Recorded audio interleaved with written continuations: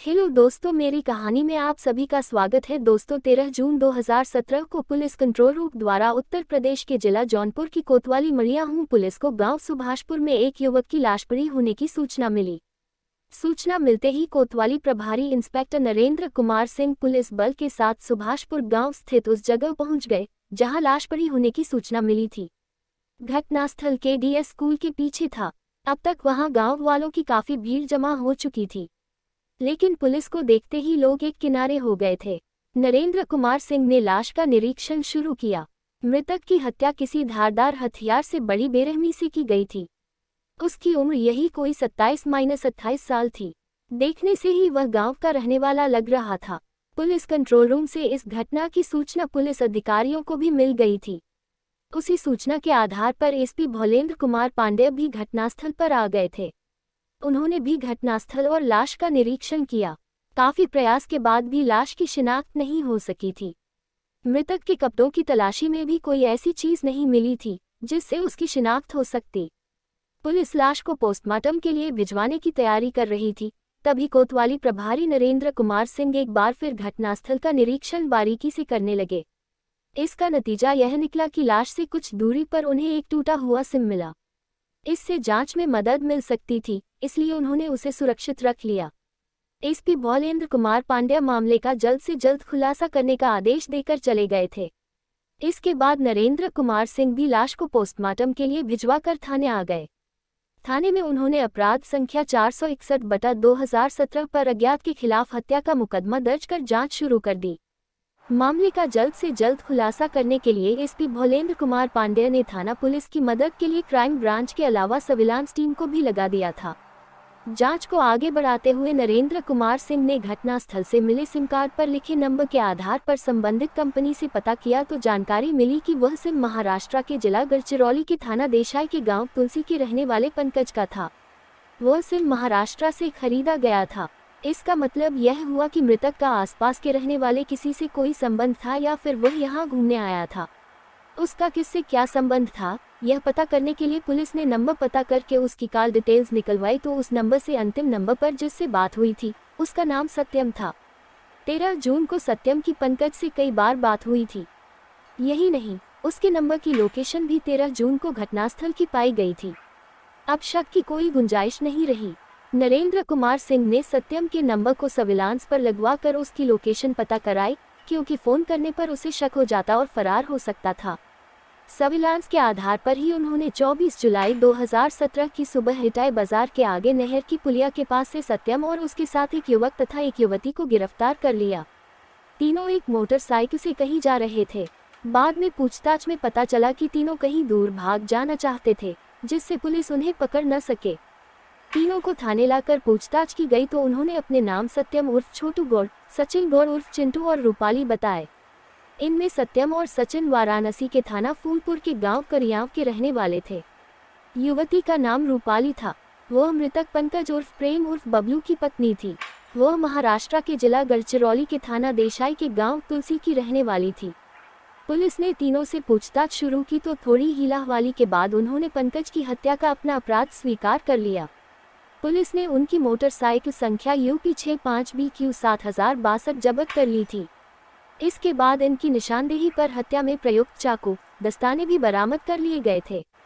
Police द्वारा की गई पूछताछ में तीनों ने पंकज की हत्या की जो कहानी सुनाई वह इस प्रकार थी। महाराष्ट्र के जिला गढ़चिरौली के थाना देसाई के गांव तुलसी का रहने वाला 28 साल का पंकज उर्फ प्रेम उर्फ बबलू उत्तर प्रदेश के जिला वाराणसी के थाना फूलपुर के गाँव करियाव में आकर रह रहा था। वो यहाँ शादी विवाह या किसी अन्य कार्यक्रमों में डांस करता था। इसी से होने वाली आमदनी से उसका और उसके परिवार वालों का भरण पोषण हो रहा था। वह डांस करके इतना कमा लेता था कि उसका और उसके परिवार का गुजारा आराम से हो रहा था।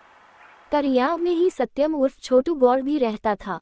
पंकज से उसकी दोस्ती हो गई तो वह उसके घर भी आने जाने लगा। घर आने जाने से उनकी दोस्ती तो गहरी हुई ही, पंकज की पत्नी रूपाली से भी उसकी अच्छी पटने लगी। वह उसे भाभी कहता था। चूंकि सत्यम की शादी नहीं हुई थी, इसलिए जल्दी ही रूपाली पर उसका दिल आ गया। इसके बाद वह पंकज की अनुपस्थिति में भी उसके घर जाने लगा, क्योंकि उसके सामने वह दिल की बात नहीं कह सकता था। आखिर एक दिन पंकज की अनुपस्थिति में सत्यम ने रूपाली से दिल की बात कह ही नहीं दी, बल्कि दिल की मुराद भी पूरी कर ली। एक बार मर्यादा भंग हुई तो सिलसिला चल निकला। दोनों को जब भी मौका मिलता इच्छा पूरी कर लेते। पंकज इस सब से अनजान था। जिस पत्नी को लेकर वह अपने घर परिवार से इतनी दूर आ गया था, उसी पत्नी ने उससे बेवफाई करने में जरा भी संकोच नहीं किया था। पंकज की गैरमौजूदगी में सत्यम का आना जाना कुछ ज्यादा बढ़ गया तो लोगों की नजरों में यह बात खटकने लगी। लोगों ने इस बात पर ध्यान दिया तो उन्हें मामला गड़बड़ लगा। लोग इस बात को लेकर चर्चा करने लगे तो यह बात पंकज के कानों तक पहुंची। पहले तो उसने इस बात पर ध्यान नहीं दिया, लेकिन जब लोगों ने टोकाटाकी शुरू की तो उसने सच्चाई का पता करना चाहा। इसके लिए उसने एक योजना बनाई। एक दिन वह रूपाली से कार्यक्रम में जाने की बात कहकर घर से निकला जरूर, लेकिन थोड़ी देर बाद अचानक वापस आ गया। अचानक पंकज को देखकर रूपाली घबरा गई। इसकी वजह यह थी कि उस समय सत्यम उसके घर में ही मौजूद था। पंकज को देखकर सत्यम तो पिछवाड़े से भाग निकला, लेकिन रूपाली पकड़ी गई। उसकी हालत ने सच्चाई उजागर कर दी। पंकज ने उसे खरी खोटी तो सुनाई ही, इतने से मन नहीं माना तो पिटाई भी कर दी। रूपाली ने उस समय वादा किया कि अब वह फिर कभी ऐसी गलती नहीं करेगी। पंकज ने भी उसकी बात पर विश्वास कर लिया। माफ करना उसकी मजबूरी भी थी। आखिर उसे भी तो अपना घर बचाना था। उसे लगा कि गलती सभी से हो जाती है, रूपाली से भी हो गई, अब संभल जाएगी। लेकिन रूपाली संभली नहीं। कुछ दिनों तक तो वह सत्यम से बिल्कुल नहीं मिली, लेकिन धीरे धीरे दोनों लोगों की नजरें बचाकर फिर चोरी चुपके मिलने लगे। रूपाली पंकज से ऊब चुकी थी। वह पूरी तरह से सत्यम की होकर रहना चाहती थी, इसलिए वह जब भी सत्यम से मिलती एक ही बात कहती, सत्यम, अब मैं तुम्हारे बिना एक पल भी नहीं रह सकती। इस तरह छिप छिप कर मिलना मुझे अच्छा नहीं लगता। मैं पूरी तरह तुम्हारी होकर रहना चाहती हूँ। चलो हम कहीं भाग चलते हैं। मैं भी तुम्हारे बिना नहीं रह सकता रूपाली, लेकिन थोड़ा शांति से काम लो। देखो मैं कोई उपाय करता हूँ।